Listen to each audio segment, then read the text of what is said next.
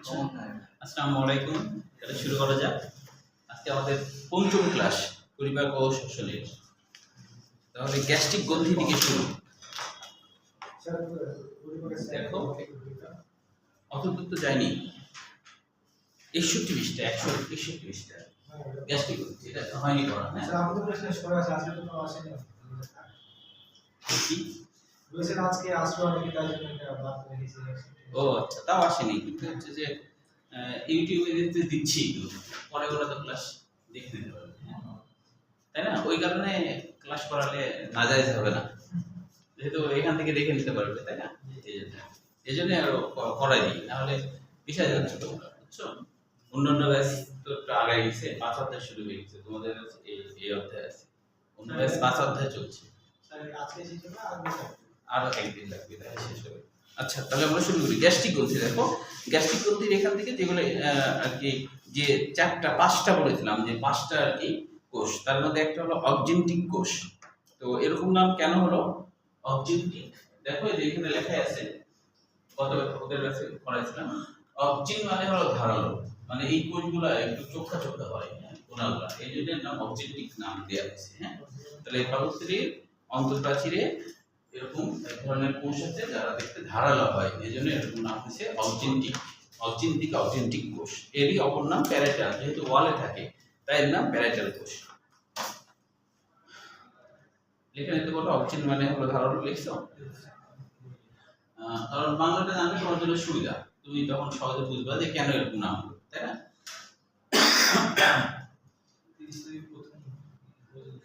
এবার দেখো যে পরীক্ষা আছে। আচ্ছা, এবার দেখো মিউকাস কোষ। তাহলে মিউকাস মানে তো পিচ্ছিল, এটা তো তোমরা আগে থেকে জানো, তাই না? এটা পিচ্ছিল পদার্থ ক্ষরণ করে। আর আর্জেন্টাইন কোষ নামকরণ কেন হলো? আর্জেন্টা মানে হলো সিলভার, আর্জেন্টা মানে হলো সিলভার। এই যে এখানে দেখো লেখাই আছে, আর্জেন্টা মানে সিলভার, আফিন মানে হলো আকর্ষণ, মানে এরা সিলভারের প্রতি আকৃষ্ট হয়। রাসায়নিক ক্রিয়ার মাধ্যমে যে সিলভারগুলো থাকে রাসায়নিক উপাদান হিসেবে, সেগুলোর প্রতি এই কোষগুলো আকৃষ্ট হয়, এই জন্য এদের নাম হয়েছে সিলভার আকর্ষী কোষ। হ্যাঁ বলো। হ্যাঁ, নিচেরটা কোনটা? এটা যে আর্জেন্টা কার্বন আছে। ও affine, affine, affine, A double F I N, affine মানে আকর্ষণ, অ্যাফিন মানে আকর্ষণ। আর্জেন্টা রাফিন কোষ মানে সিলভারের প্রতি এরা আকর্ষী, আর্জেন্টা মানে সিলভার, এই জন্য এরকম নাম হয়েছে। সিলভার প্রতি এখানে ধাতু, হ্যাঁ, ধাতু জাতীয় পদার্থ।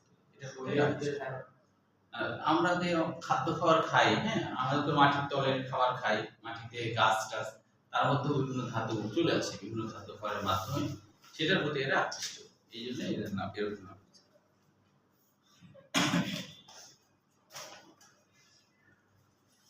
আচ্ছা, এখানে সেরোটোনিন, দানাদার এসব কোষ সেরোটোনিন নিঃসরণ করে। সেরোটোনিনটা আমাদের সংকোচন প্রসারণ করাতে সাহায্য করে। আর ব্রেন থেকে যে সেরোটোনিনটা বের হয় সেটা হলো আমাদের, যেটাকে বলা হয় সুখের হরমোন। সেরোটোনিনের ব্রেন থেকে যে হরমোনটা বের হয় সেরোটোনিন, এটার সরল বাংলা অর্থ আসলে সুখের হরমোন। তো এই ধরনেরই হরমোন, আবার এই ধরনেরই এনজাইম পাকস্থলী থেকে বের হচ্ছে। এটার কাজ কিন্তু সংকোচন প্রসারণ করা, মানে পেরিস্টালসিস করা, এই যে সংকোচন প্রসারণ, হ্যাঁ, পর্যায়ক্রমিকভাবে। তারপরে দেখো যে এরপরে জাইমোজেনিক কোষ। জাইমোজেনিক কোষের অপর নাম চিপ কোষ বলা হচ্ছে। এরাই হলো প্রধান প্রোটিন পরিপাকের এনজাইম ক্ষরণ করে, তাই এর নাম চিপ কোষ। চিপ মানে প্রধান, তাহলে যেহেতু এরা হলো পাকস্থলীতে প্রধান এনজাইম, কারণ যারা প্রোটিন পরিপাক করতে ভূমিকা রাখে, এই জন্য এর নাম হলো চিপ কোষ। তাহলে এরই অপর নাম চিপ কোষ। আর একটা কোষ গ্যাস্ট্রিন কোষ, যেটা বলছিলাম তোমাদের, যে গ্যাস্ট্রিন হরমোন ক্ষরণ করে। পরের পৃষ্ঠাটা হয়ে গেছিল, তাই না? গ্যাসের কিছু উপাদান। আমরা সরাসরি চলে আসবো পরিপাকের স্নায়ুতন্ত্র ও হরমোনের ভূমিকা। এখানে মূলত পরিপাকের স্নায়ুতন্ত্রের ভূমিকা যদিও খুব কম আসে, কিন্তু আসে পরিপাকের স্নায়ুতন্ত্রের ভূমিকাটা অনেক সময়। তো এই কিছু বোঝার আছে যে পরিপাকের স্নায়ুতন্ত্রের ভূমিকা বলার আগে আগে কিছু বিষয় দেখো, যে আমাদের যে খাবার পরিপাক হয়, এই পরিপাকে কিন্তু স্নায়ুতন্ত্র মূল ভূমিকা রাখে। অনেক সময় দেখা যায় কেউ যদি ডাক্তারের কাছে যে বলে যে আমার হচ্ছে পরিপাকতন্ত্রের সমস্যা হচ্ছে, পায়খানা ক্লিয়ার হয় না, এটা সেটা, তখন কিন্তু ডাক্তার কি করে জানো, যে স্নায়ুতন্ত্রের ওষুধ দেয়। বুঝছো? স্নায়ুতন্ত্রের ওষুধ মানে ব্রেন রিফ্রেশের ওষুধ দেয়।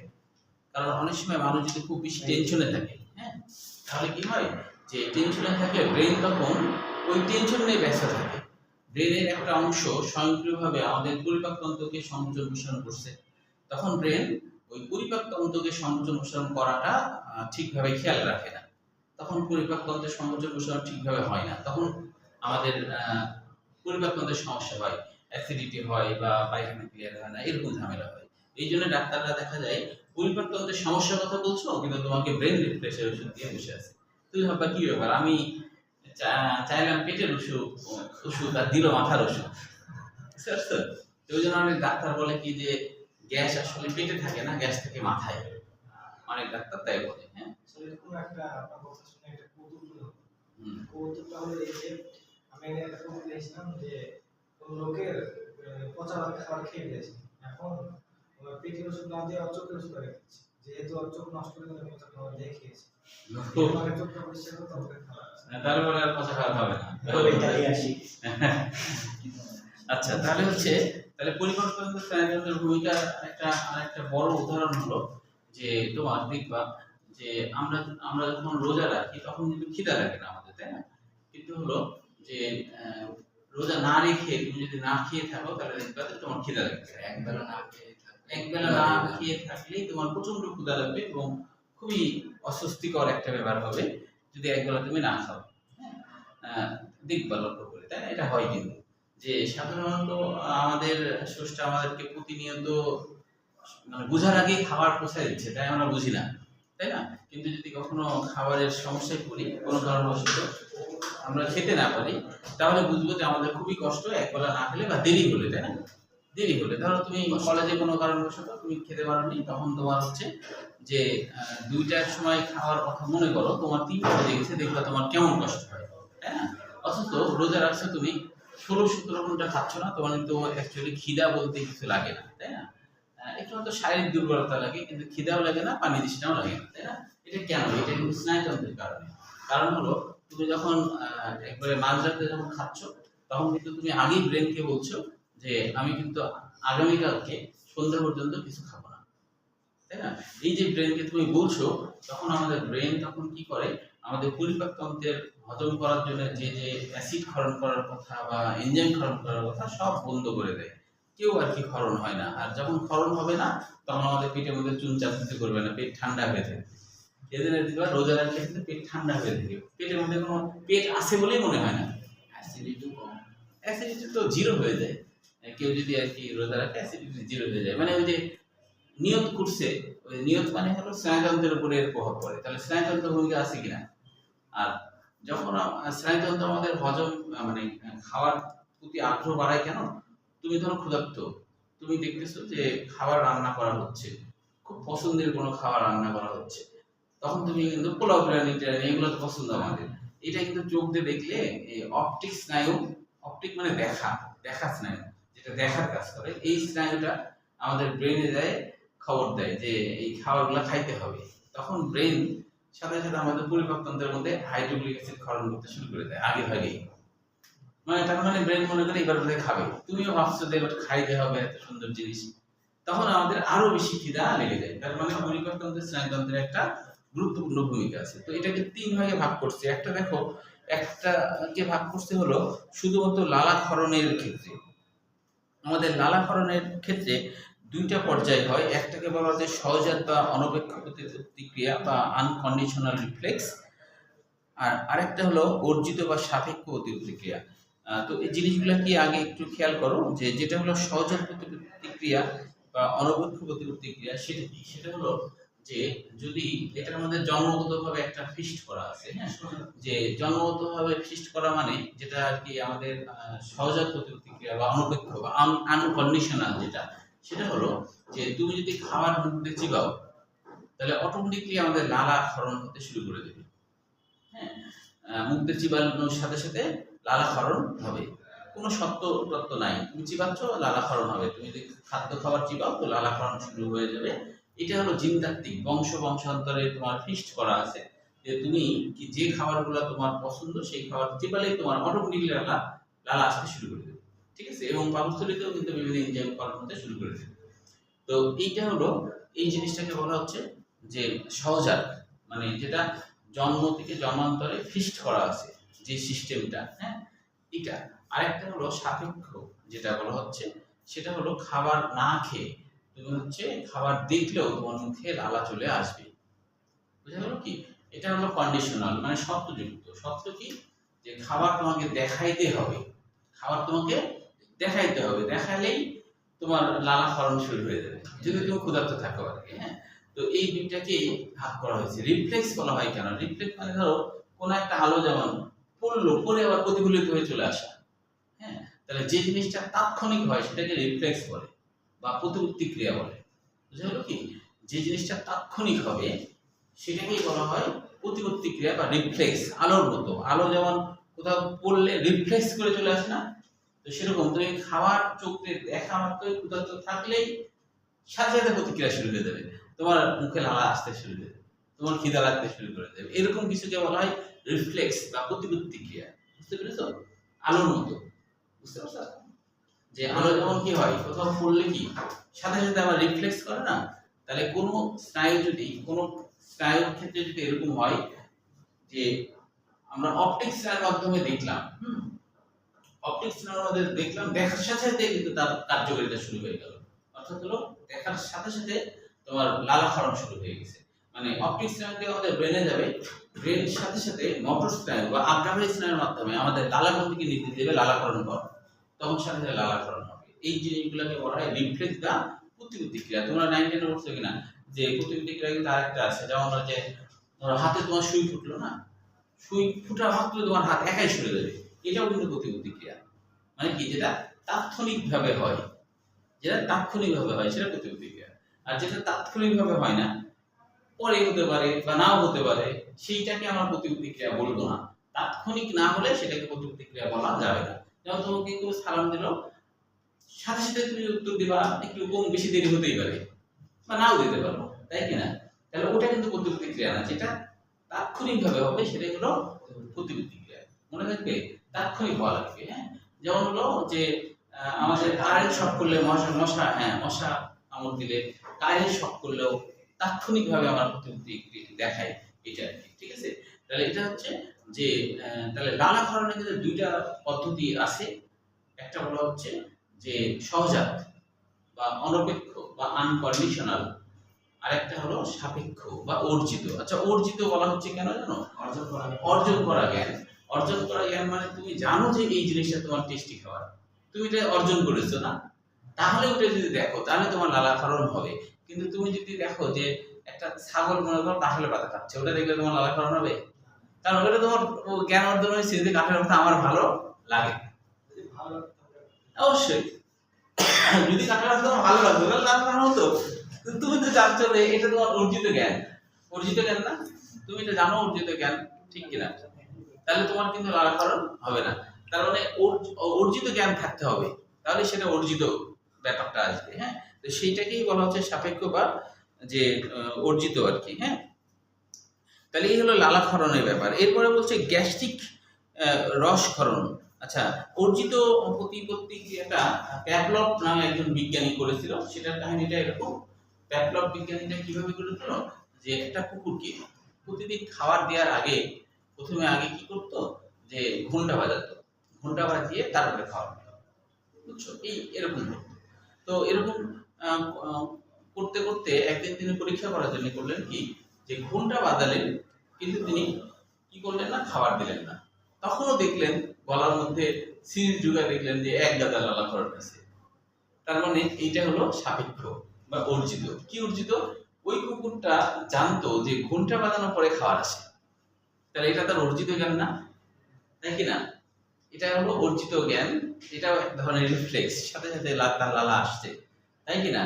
তো এটা তিনি করেছিলেন, সেজন্য এখানে বিজ্ঞানী প্যাভলভের কথা বলা হচ্ছে। আচ্ছা, এরপরে হলো লালা ক্ষরণের পরে গ্যাস্ট্রিক রসক্ষরণ।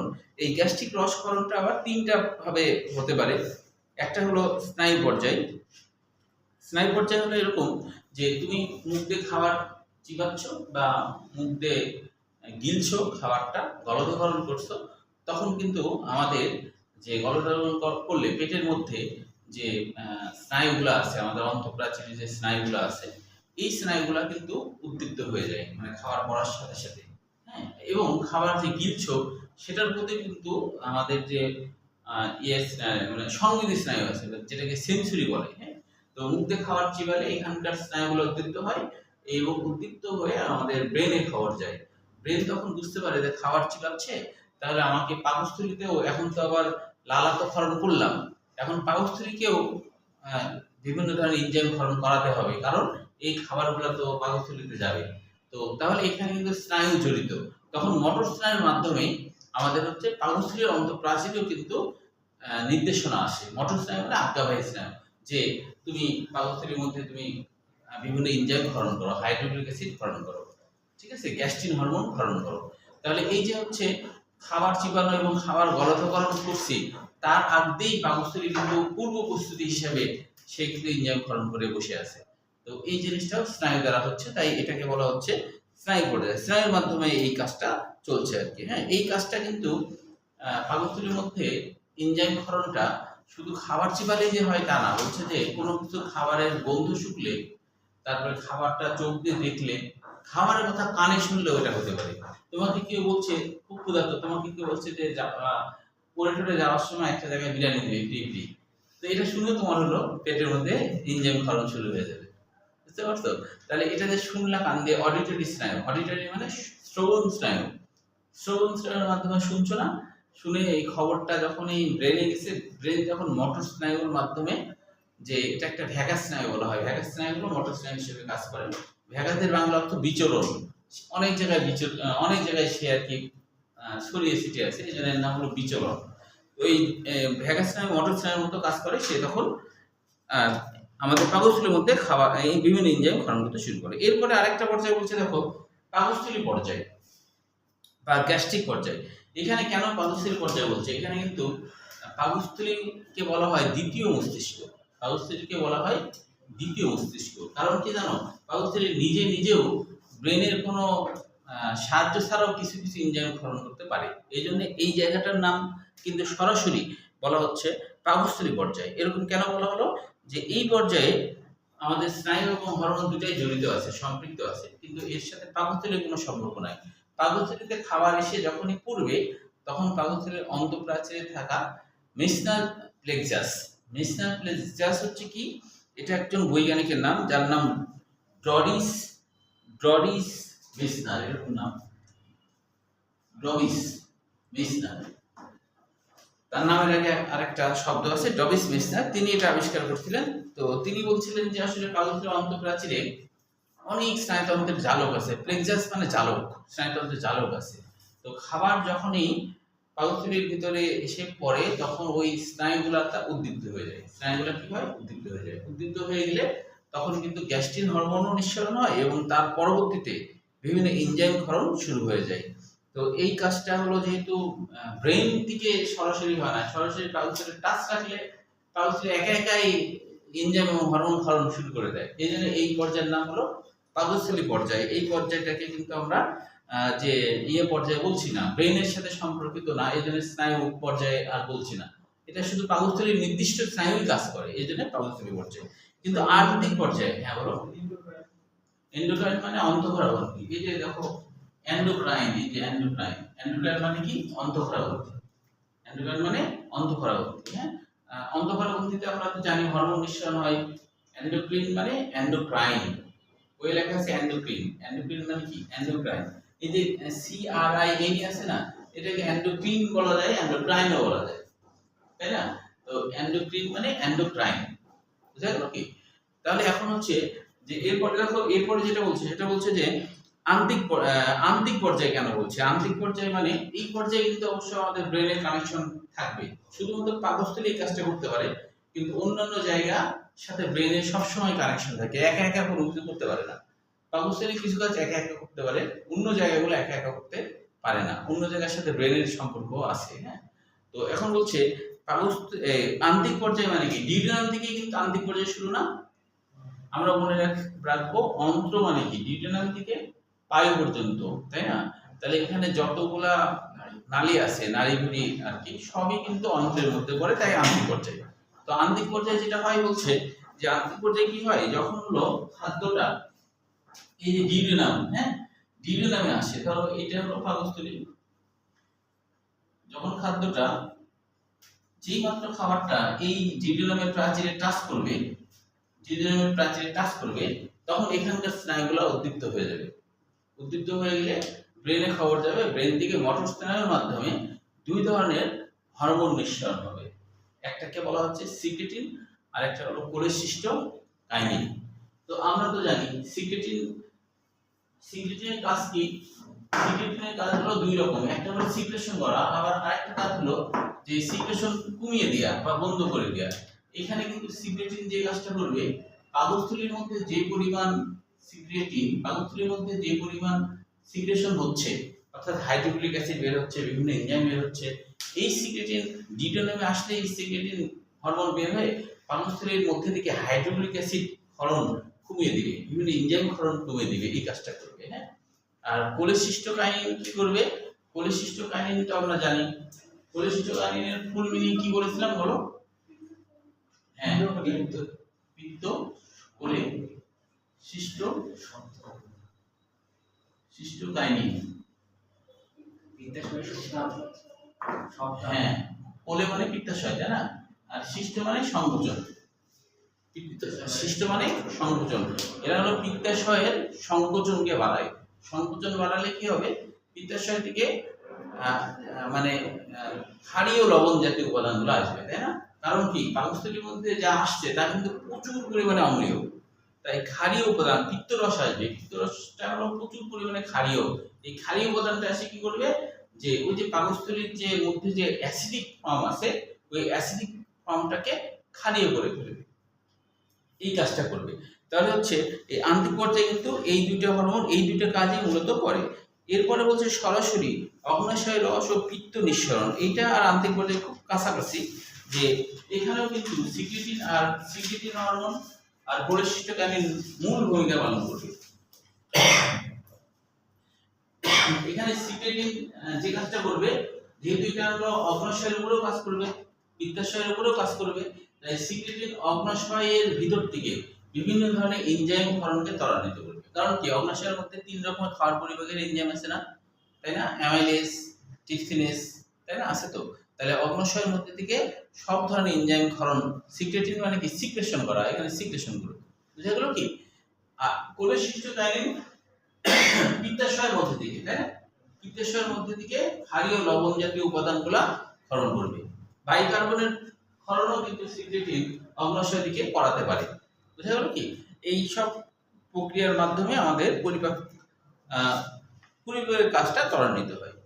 এখন চাইলে তোমরা এক নজরে এক পৃষ্ঠায় তো একবার একটু পড়ে ফেলো, দেখো যে আমি তো উপরে বললাম যে এর মধ্যে না বোঝার মতো কি পাচ্ছ, কারণ এটা তো সৃজনশীলের জন্য, তবে এত বড় তো তোমরা লিখবে না, পয়েন্টগুলো লিখবা, বানায় মেলায় লিখবা। আমি যেমন বানায় বানায় বললাম তোমাদেরকে, এরকমই বানায় বানায় বলতে হবে, গল্পের মতো, খুব কিন্তু বড় না। আমি যা বলছি তা লিখলে 1.5 পৃষ্ঠা বিষয় হবে না, ওটুকু লিখলেই যথেষ্ট।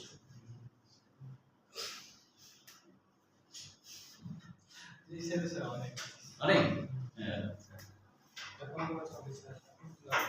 হ্যাঁ, পরে দেখি, এখনই এক নজরে একটু পড়ে ফেলো, 2-3 মিনিটের মধ্যে পড়ে ফেলো চোখ বুলে, যে না বোঝার মতো কি আছে। তারপর আমরা পরিপাক হরমোনের ভূমিকা, আগামী দিনে অধ্যায় শেষ হবে ইনশাআল্লাহ। ইনশাআল্লাহ বলতে হবে।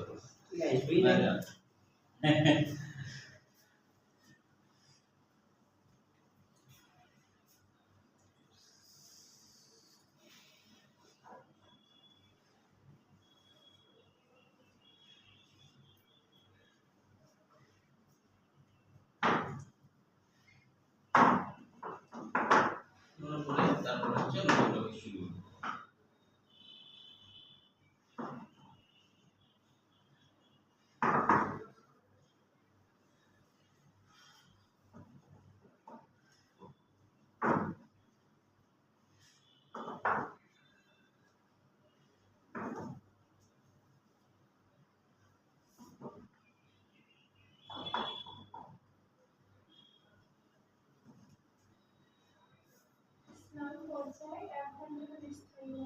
হ্যাঁ বলো, স্নায়ু করছে হ্যাঁ স্নায়ু করছে 1 ঘন্টা কাজ করতে হচ্ছে। 1 ঘন্টা মধ্যে স্নায়ুর থেকে সব হরমোন এনজাইম ক্ষরণ হয়ে গেল, বাস তারপরে কাজ শুরু হয়ে গেল, বিক্রিয়া, রাসায়নিক ক্রিয়া বিক্রিয়া শুরু হলো। এই হচ্ছে স্নায়ু। ধরো যে কেউ সংবেদী স্নায়ু, অটল স্নায়ু বিভিন্ন কাজ শেষ করলো, তারপরে ওই 1 ঘন্টা ধরে তারা এনজাইম হরমোন পাঠাতে শুরু করে। এটাই বলছে 1 ঘন্টার স্থায়ী।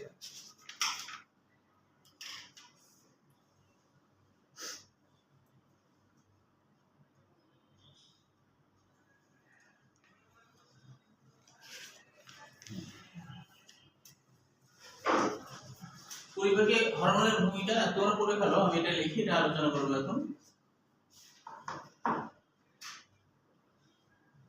পরিপাকে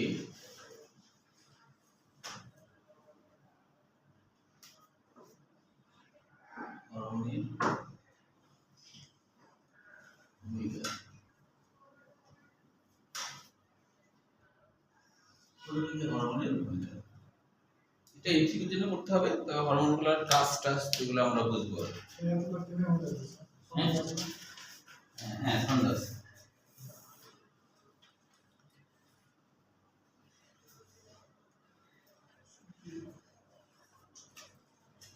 করা হয়েছে কি শেষ সুজয় করা হয়েছে নাকি নাকি না বলছে কি বেলা বলো তো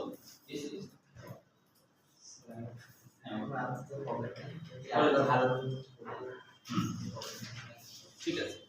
তাহলে হচ্ছে আমাদের এখানে কিন্তু আরেকবার আমি সংক্ষেপে আরেকবার রিক্যাপ করছি যে পরিপাকের স্নায়ুতন্ত্রের ভূমিকার ক্ষেত্রে প্রথমে লালাক্ষরণের কথা বলা হলো, তাই না? তো এই লালাক্ষরণটা 2টা ভাগে হয়, তাই হচ্ছে, তাই না?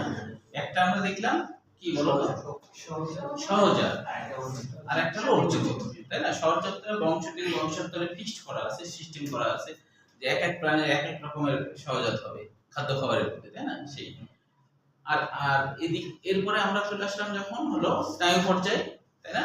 স্নায়ু পর্যায়ের পরে পাকস্থলী পর্যায়ে, স্নায়ু পর্যায়ে তো স্নায়ু দ্বারা উদ্দীপ্ত হচ্ছে হরমোন এনজাইম ক্ষরণ হচ্ছে, তারপর পাকস্থলী পর্যায়ে কিন্তু ব্রেনের সাথে কানেকশন নাই, পাকস্থলী নিজেই এই হ্যাঁ মস্তিষ্কের মতো কাজ করে সবকিছু করতে পারে, তাই না? তারপরে আমরা পরের টপিকসে আসলাম আন্তিক পর্যায়ে। তাহলে এখানে এখানে কিন্তু ব্রেনের সম্পর্ক আছে, এখানে কিন্তু ব্রেনের সম্পর্ক আছে। তা আন্তিক পর্যায়ে কোন কোন হরমোন বের হলো সেটা জানলাম। তারপরে যখন পরের ধাপে অগ্নাশয় রস পিত্ত ক্ষরণের কথা যখন বলছে, তার মানে তো বুঝেই নেব টপিকস দেখে যে এখানে কিন্তু 2টার উপরে কাজ করবে, তাই না? অগ্নাশয়ের উপরে কাজ করবে, পিত্ত রসের উপরে কাজ করবে, আর এখানে ওই 2টা হরমোনই কিন্তু কাজ করবে। তাহলে এগুলো বানায় লেখা যাবে, তাই না? হ্যাঁ বলো। ও না, প্রক্রিয়াগুলো সবসময় হবে বলতে কিছু ক্ষেত্রে যেমন আমরা দেখলাম যে খাওয়ার আগ দিয়ে আমাদের পাকস্থলীর মধ্যে বিভিন্ন এনজাইম ক্ষরণ হয়ে যায় পাকস্থলীর মধ্যে, তাই না? খাওয়ার আগ দিয়ে বলতে যে তুমি খাবার দেখলেও খাওয়ার কথা শুনলেও হয়, এটা কিন্তু পাকস্থলীতে হয়। কিন্তু হচ্ছে যে খাবারগুলা ইয়েতে না গেলে মানে ওই ডিউডিনামের কাজগুলা, এটা অবশ্য এটা কিন্তু বলা হয়নি খাবার দেখলেই হবে, এটা বলা হয়নি, কিন্তু স্পর্শ করলে হয়। মানে ডিউডিনামের যে কাজগুলা সেটা খাদ্য বন্ড যখন ওখানে স্পর্শ করবে তারপরে কাজ হবে। এটা কিন্তু মানে ডিউডিনামের পর থেকে বাকি জায়গাটা সেটা খাবার দেখলে বা খাবারের কথা শুনলেই যে এগুলো হবে, এগুলো হবে না। কোলেসিস্টোকাইনিন, সিক্রেটিন এগুলো কিন্তু খাবার দেখলেই ক্ষরণ হয়, এটা কিন্তু বলছে না। পাকস্থলী পর্যন্ত খাবার দেখলে হবে। লালাক্ষরণ আর পাকস্থলীর মধ্যে বিভিন্ন এনজাইম ক্ষরণ হওয়া, এটা খাবার দেখলে খাবারের কথা শুনলে হবে, ঠিক আছে? আচ্ছা, এইটা দেখো এই এখানে যে 13টা তোমার হচ্ছে যে হরমোনের নাম আছে, এটা মনে রাখার জন্য 10টা মতো মনে রাখার জন্য আমি একটা ছন্দ বানিয়েছি। সেটা হলো যে সেটা এরকম যে সবগুলো নাম হলো কিছুটা কয়েকটা মিনিটে জি ভাই স্মৃতি হতে হবে,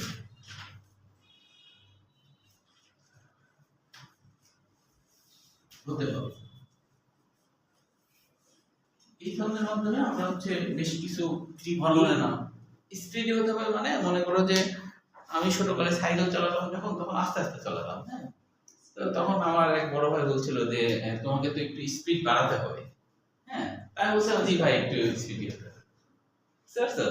তো এটা দিয়ে আমরা এটা মনে রাখতে পারি, হ্যাঁ, যে স্পিড না বাড়ালে সাইকেল চলে আরাম লাগে, তাই না? তাহলে জিতে আজকে কেমন মনে রাখবো? ওই হ্যাঁ? সংখ্যাগুলোর মধ্যে নাম মনে রাখবো। ও তুমি হরমোনের নাম মনে রাখলে হরমোনের নাম দেখেই কিন্তু তোমার অনেকটা বুঝতে পারবা যে এটা আসলে, যেমন ধরো কথা গ্যাস্ট্রিন। গ্যাস্ট্রিন কিন্তু পাকস্থলীর দিকে নিঃসরণ হয়, কারণ গ্যাস্টার মানে পাকস্থলী। গ্যাস্টার মানে কি? পাকস্থলী। তুমি নাম দেখে বুঝবে যে গ্যাস্ট্রিন মানে তো এটা গ্যাস্টার মানে পাকস্থলী, তার মানে এটা পাকস্থলীর দিকে হরমোন নিঃসরণ হয়। আর গ্যাস্ট্রিন হরমোনের প্রভাবেই কিন্তু কি হয়, যে ইনজাইম ক্ষরণ হয়। তুমি বাংলায় লিখতে পারো গ্যাস্ট্রিন হরমোনের প্রভাবে ইনজাইম ক্ষরণ হয়। গ্যাস্ট্রিন হরমোন নিঃসরণ না হলে ইনজাইম ক্ষরণ হতো না। এটা তুমি নাম দেখে মনে রাখবা। সিক্রেটিন, তুমি তো বুঝতে পারছো, সিক্রেটিন মানে সিক্রেশন ঘটায়, নিঃসরণ ঘটায়, তাই না? তাহলে সিক্রেটিন নাম যখন করছো তখন তুমি বুঝছো এটা নিঃসরণ ঘটায়, যেমন অগ্ন্যাশয় রস নিঃসরণ ঘটায়। যখন তুমি নাম বলছো কোলেসিস্টোকাইনিন, যখন তুমি নাম বলছো কোলেসিস্টোকাইনিন, তখন তুমি তো বুঝতে পারছো এটার বাংলা অর্থ কি। বুঝেছো বাংলা অর্থ? কোলে মানে পিত্তাশয়, শিষ্ট মানে সিস্টল। তার মানে বুঝতে পারছো পিত্তাশয়, এই হরমোনটা কি করে, পিত্তাশয়কে সংকোচন করে পিত্তরস ক্ষরণ করে। তাহলে নাম দেখে তো তুমি বুঝে বলছো যে এর কাজ কি হতে পারে, তাই কি না? এই কোলেসিস্টোকাইনিন অপর নাম প্যানক্রিওজাইমিন। কেন? প্যানক্রিয়াস মানে তো অগ্ন্যাশয়, এই জন্য, কারণ অগ্ন্যাশয়ের উপরে কাজ করে। তারপরে দেখো সোমাটোস্ট্যাটিন। তো তুমি জানো যে সোমাটোস্ট্যাটিন মানে হলো কি, যে সোমা মানে দেহ বা কোষ, স্টাট মানে ধ্রুব রাখা। স্টাট মানে কি? ধ্রুব রাখা। মানে আমাদের হচ্ছে যে আমাদের শরীরটাকে যে এই হরমোনটা কি করে, সাম্য অবস্থা বজায় রাখতে সাহায্য করে। এটাও কিন্তু তুমি লিখলে হবে। তবে এখানে যে বিষয়টা বলছে, হরমোনটি পাকস্থলী অন্ত্রের মেরুকোষে অবস্থিত ডি কোষ থেকে, ডি বলতে আসলে ডিডোনাম থেকে, ডিডোনাম কোষ থেকে খরিত হয়। এটি গ্যাস্ট্রিক ক্ষরণ নিবারণ করে, ফলে পাকস্থলী রসে ক্ষরণ হ্রাস পায়। এর নাম কেন সাম্য অবস্থা হলো? কারণ হলো এই হরমোনটা পাকস্থলীর মধ্যে থেকে গ্যাস্ট্রিক জুস ক্ষরণকে বন্ধ করে বলে দেহের একটা সাম্য অবস্থা বজায় থাকে। যদি বন্ধ না করতো, চালাতেই থাকতো, তাহলে তো পাকস্থলীর খাবার তো সব নিচে নেমে আসছে, তাই না? তাহলে পাকস্থলীর ঝামেলা হতো না।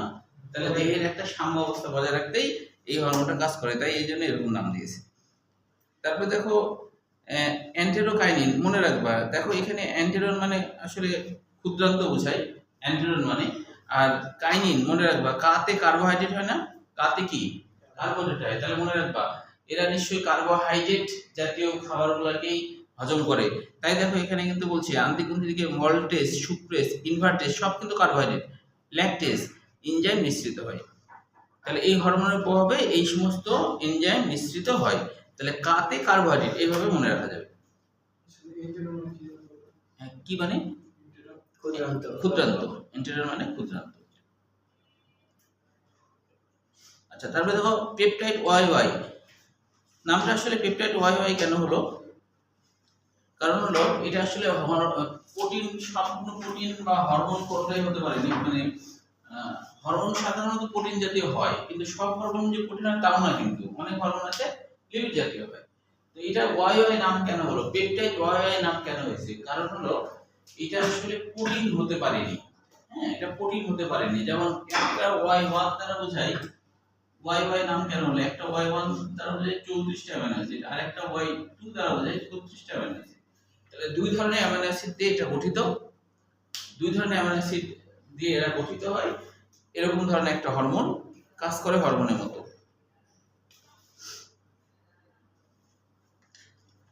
তাহলে দেখো এরপরে নাম হলো অ্যান্টেরোগ্যাস্ট্রন। কেন এরকম নাম হলো? অ্যান্টেরন মানে তো ক্ষুদ্রান্ত, আর গ্যাস্ট্রন মানে গ্যাস্টার মানে পাকস্থলী। তার মানে এই হরমোনটা পাকস্থলীর উপরেও কাজ করবে, ক্ষুদ্রান্তের উপরেও কাজ করবে, এটা মনে রাখবা। এই হরমোন পাকস্থলীর বিচলন ও গ্যাস্ট্রিক জুস নিঃসরণে বাধা দেয়। গ্যাস্ট্রিক সংকোচন হ্রাস করার জন্য একে গ্যাস্ট্রিক ইনহিবিটর পেপটাইড বলা হয়। গ্যাস্ট্রিক ইনহিবিটর মানে বাধা দানকারী, ইনহেবিটরি মানে বাধা দানকারী। হ্যাঁ,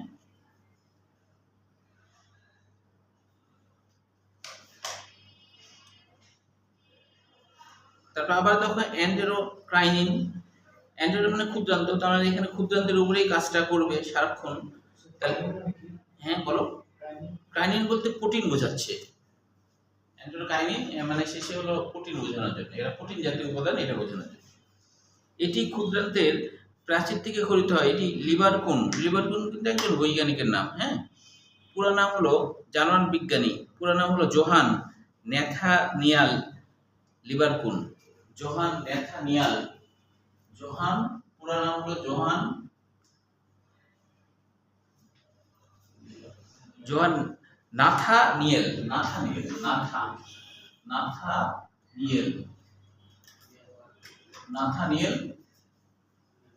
হ্যাঁ লিভারপুল পুরা নাম, যেমন আমাদের পুরা নাম থাকে না সেরকম পুরা নাম। এটা জার্মান বিজ্ঞানী, ইনি একজন জার্মান বিজ্ঞানী, এটা লিখে রাখতে পারো তিনি জার্মান বিজ্ঞানী, পুরা নাম মনে না রাখলে হলো। এটা কোন দেশের বিজ্ঞানী? জার্মান বিজ্ঞানী তিনি এটা আবিষ্কার করতেন, তাই এরকম নাম দিয়েছে। এগুলো থেকে উদ্দীপ্ত করে গ্রান্থিক রসে এনজাইম ও মিউকাস ক্ষরণ করে।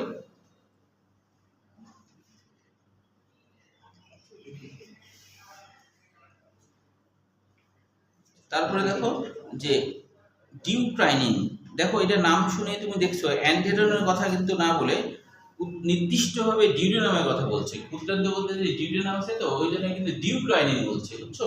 ডিউ মানে কি? ডিউডেনাম বোঝানোর জন্য।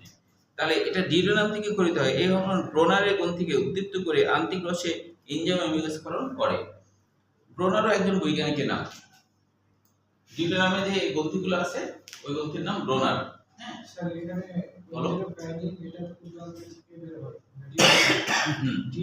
ডিওপ্রাইনিনের ক্ষুদ্রান্ত থেকে বের হয়, তাহলে পরীক্ষার সময় তুমি দুই আসে না, এখানে ক্ষুদ্রান্ত বলতে তো শুধু ডিউডেনাম বোঝায় না, তাই না? ক্ষুদ্রান্ত বলতে ডিউডেনাম থেকে নিয়ে একবারে ইয়া পর্যন্ত, মানে বৃহদান্তের আগ পর্যন্ত, এটা হলো ক্ষুদ্রান্ত। তো অন্যান্যগুলো ধরো ক্ষুদ্রান্ত থেকে বের হয়েছে, আর এটাও ক্ষুদ্রান্ত থেকে বের হয়েছে, কিন্তু ক্ষুদ্রান্ত একটা নির্দিষ্ট জায়গা থেকে বের হয়েছে। সেটা কোথা থেকে? ডিউডেনাম থেকে। সেজনের নাম ডিউকাইনিন হয়েছে। সেজনের নাম কি? ডিউকাইনিন হয়েছে। নির্দিষ্ট জায়গা বোঝানোর জন্য নামটা ডিউকাইনিন বলছে, বুঝছো?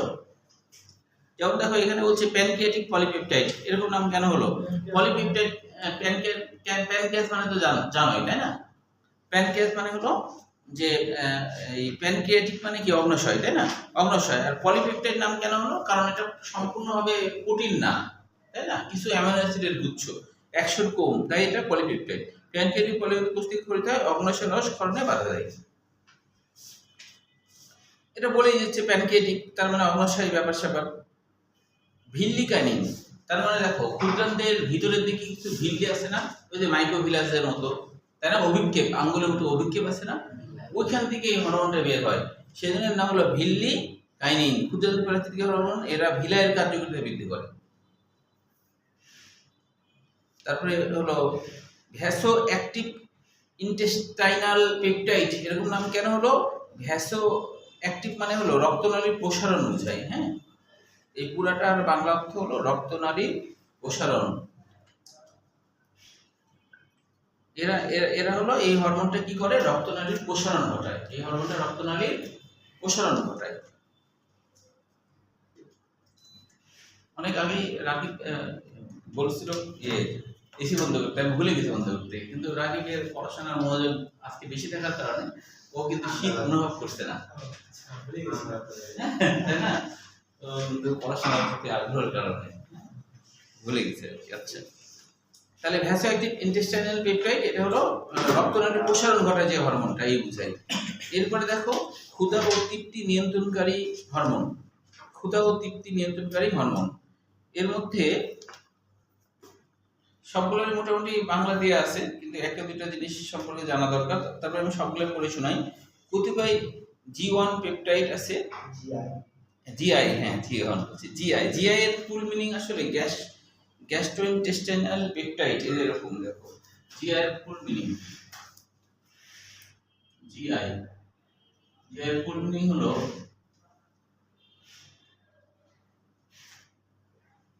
গ্যাস্ট্রোইন